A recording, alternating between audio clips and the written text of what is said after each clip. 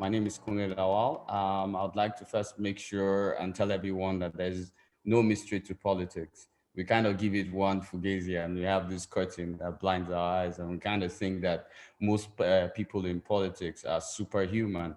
I'll tell you, all you need for politics is just put the S on your chest and believe in yourself. So I'm starting with a group of slides. I'll try to do attempt to teach you about the candidate. I'm going to go from the process of a candidate from winning the party primaries to, of course, the ballot. I'll go through it the way I went through it. And I hope with my experience, I'll be able to take you through it. So candidate 101 running for office. Since everyone is sharp, and my mommy too went straight to the point, I'd love to do that too. So I'd love to have the next slide if that's okay. Okay, this is an introduction. A candidate is someone aspiring for an elected position who has won the ticket of a political party or an automatic mandate to run in an election. Now, most of the time, most people mix the word candidate and aspirant together. An aspirant is someone who, of course, probably would have bought a form or is thinking of buying a form and wanting to be in a position. But a candidate is someone who, of course, has bought the form, participated in the primaries, and won the ticket to be the flag bearer of a political party. A candidate's name already has been confirmed by INEC and it will be on the ballot. I would also tell you that a candidate is a target. And by target, I mean he's the target of the opposition, target of other party members that want him to fail, which is an anomaly that happens in our politics at times. And then most of all, he's a target from the people he knows. I will tell you, the moment you're declared candidate, everybody wants something from you. I'll give an example with myself. While I was running for office, when my landlord saw my posters, he was like, "Okay, I'd be like, say you get plenty money for rent too." Anyway, that's the way the story goes, Nigerian anomaly, and it's a funny thing. So could I have the next slide, please? Thank you very much. Could I have the next slide? Okay, thank you. So steps to becoming a candidate. What makes someone a candidate? First, you have to first identify the position best suited to you based on your qualities. Now, mostly in Nigeria, everybody just says, "Oh, I'm not too young to run. Let me just attempt to run for anything that's within the parameter." Okay, what's the closest reach? Where do I have the list young, old people? No, that's not how it works. Like, I was a candidate for the senatorial position in the FCT, that's in Abuja. And based on my qualities, working on party constitution, I also became conversant with the constitution myself. And I was able to propose 49 bills along the way while campaigning for office over the 2 years between 2017 and 2019. Now, politics is war, and you need to understand it. Every candidate has to have a strategy. Like, I knew I was the richest, in quotes, candidate that ran for Senate in Abuja. So, of course, my strategy was, if I wanted to raise money, even though my campaign was mostly crowdfunded, I knew that I couldn't beat them money for money, currency for currency. So the trick was, I said, okay, let me actually do the job a senator does, and let me do it better than even the incumbents and those that are aspiring. So I started proposing bills. These bills covered things that affected health, power, energy, resources, a lot of things that covered things that basically people needed. And that was my strategy to separate myself. The target of my campaign also then was just like you. I'm using myself as an example because it's relatable and it's faster to me. So just like you, and I swore I'll never wear a babariga or a kaftan or wear a cap or look different. I was wearing a university jacket. Anyway, a candidate also has to acquire a ticket. Now, this will involve a lot of intra-party movements, a lot of deals with people who are delegates. If your party uses an indirect primaries, your party uses a direct primaries, you would have to, of course, talk to the entire party membership on the relevance of your candidacy. This always would be a very good effort, and you must do something as a candidate. You must always question your strategy. Don't think, I have a nicer strategy, or the person I'm running against, forget they're old, they don't use social media, forget that one. No, that doesn't work. Yes, you can gain a lot of votes on social media, you can do a lot of things, but I'll tell you, the work is on the ground. And I also like to, at this point, or at this juncture, point out something. We normally say politics is local. The translation of that is that politics goes to the grassroots. Naturally, I would like to differentiate that a little bit. When we say politics is local in politics, from my own experience, means you must be accessible to your constituents, accessible to the people that you're vying for position to lead, and that's also key to, of course, running for office. You must understand the party's internal democracy. I'll tell you what will work in PDP will not work in SDP, will not work in APC, or might work in ANRP, and might not work in ADC. So you need to understand your party's internal democracy. How does my ward chairman think? How does my party chairman think? I remember my party chairman for FCT tried to circumvent my primaries by not wanting to host a primaries. I had to get in touch with the party chairman. So you need to be able to sense all those kinds of things. And then I got in party, and I eventually held the primary. The primary was held by the party. Now you must be ready to take a loss. Most people take a loss and sit back. Well, after my loss, I always say I didn't lose an election. Abuja lost a senator, and I put myself in high spirits.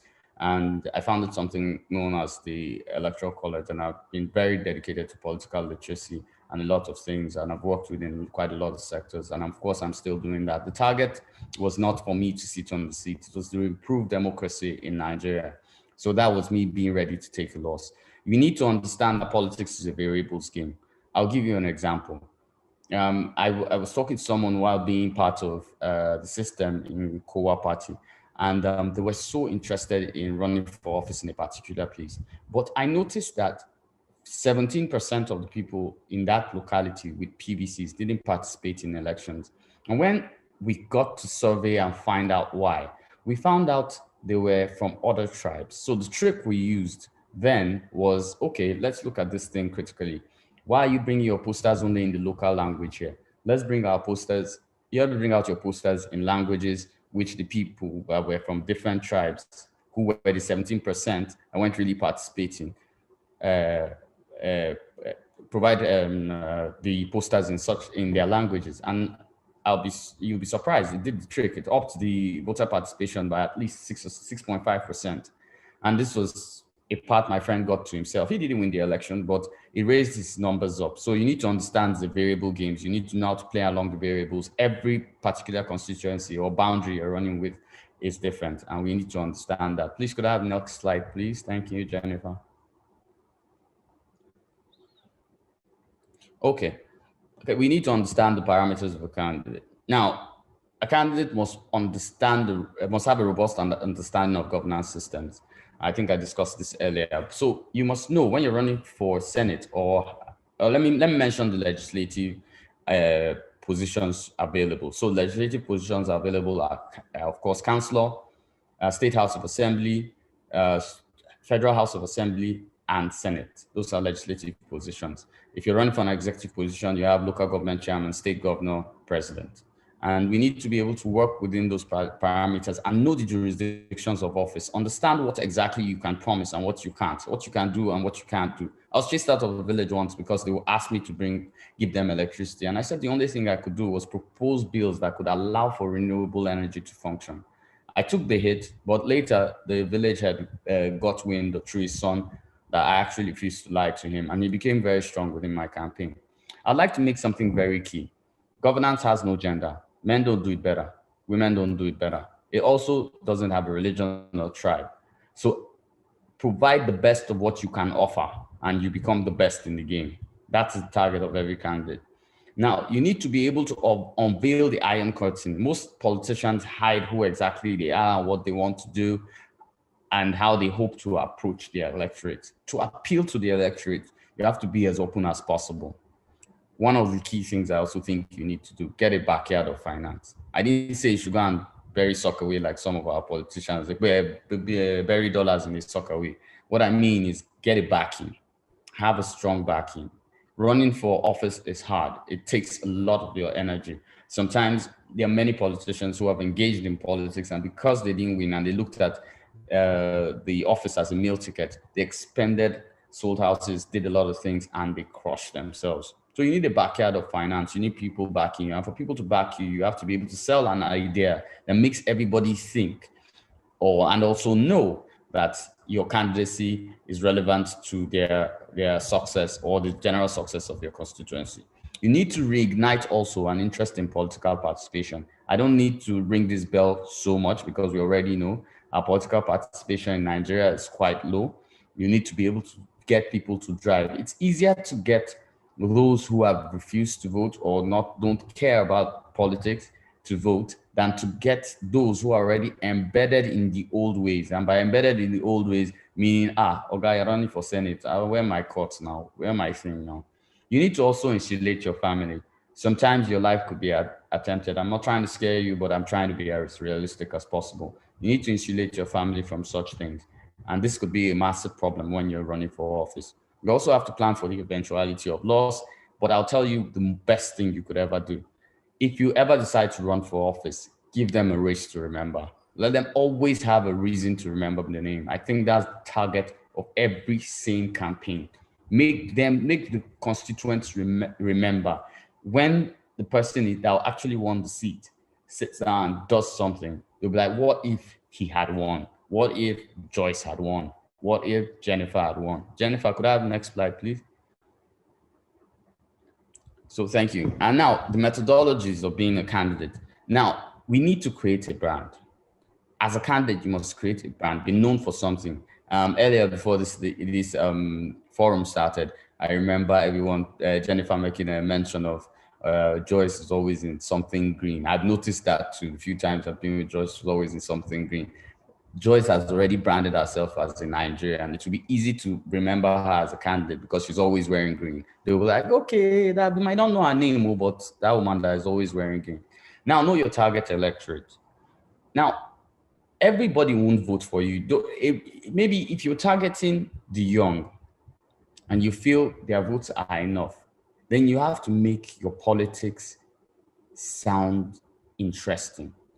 Where we know that it's hard to convince young people, especially with Davido, Big Brother, and lots of things going on. It's hard to catch their attention. So if they are your target market, you need to. It's like business.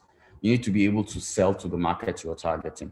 Now you need to study history of things that have occurred, statistics that have occurred within the constituent you're running from. But you also need to understand you do not dwell in it. If you dwell in it, you will be another statistic. You need to navigate the present. So you get the statistics for eventualities and planning ahead, but create a dream that has never been played.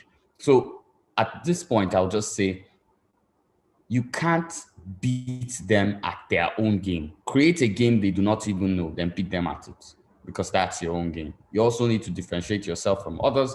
Of course, you'll be running with other people in the party. I think as of now, there are 18 political parties. So there will be 17 other candidates if you decide to run in any election. So you need to be able to separate yourself a little bit. You also have to prepare for attacks on your candidature.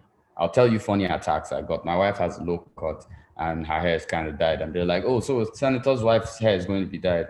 And I was like, why are we not discussing the bills that we're supposed to? Naturally, I could have answered aggressively because that's my wife, but I chose not to deal with such things. So attacks come from different places. It will be maybe about your age, your inexperience in what you are actually vying for, the fact that maybe you are female. There are a lot of things that can happen, but you need to be prepared to think ahead and be a step ahead of the attacks on your candidature. I'd even advise most of the time, look for weaknesses around your campaign. That was what my campaign did. And we started planning against the weaknesses.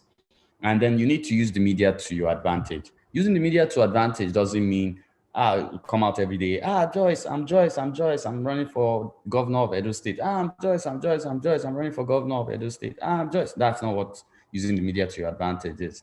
Make them see reason in why your candidacy makes sense. You could be talking about something about as far away as maybe development, and your ideas on development win you a few followers.